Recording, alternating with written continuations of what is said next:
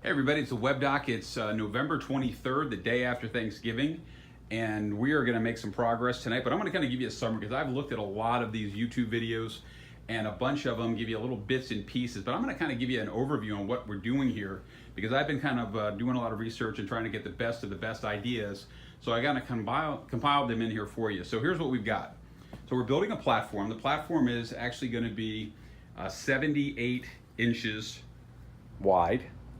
You want to have enough room to get around.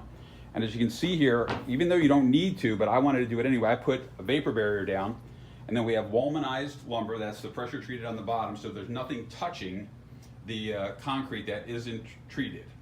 One of the things we're going to do is we're going to fill this area with insulation. That's one of our projects for today, completely filled with insulation.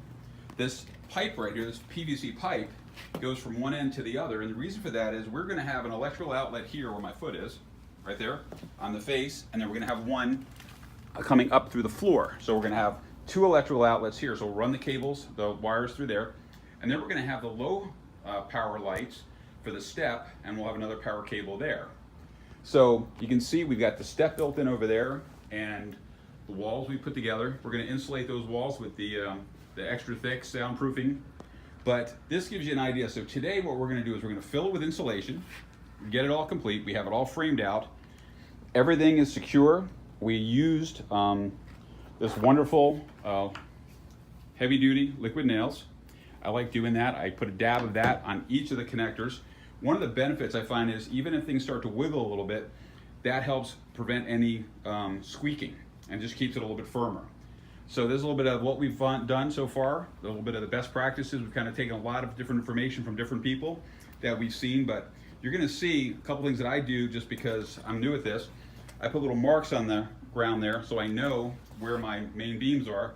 So as I'm putting the wood on today, which we picked up the wood, you can see we've got the big sheets of wood. It's actually going to be first layer, and then we'll put a second layer on there as well. We're going to also put the roofing paper, the tar paper, in between all the layers to give it extra support. We got the big pink stuff, which is going to go in there today. So it's important as you're doing this that you think your project through and make sure you lay everything out, because the last thing you want to do after you've done this is to try and go back and rerun the wiring and get all the wiring planned out. So we're also going to put in two electrical boxes up at the top, so we have an extra outlet. I'm also going to put an electrical outlet up here and over here, because for the electric screen you need to have an electrical outlet. Even if we decide not to have an electrical screen, it's better to have the outlet pre-wired, so if you do decide to change things, or if you sell the house, the person who buys the house may want to change in the future. You want to kind of plan for those things to make your house and your project more complete and have a higher resale value.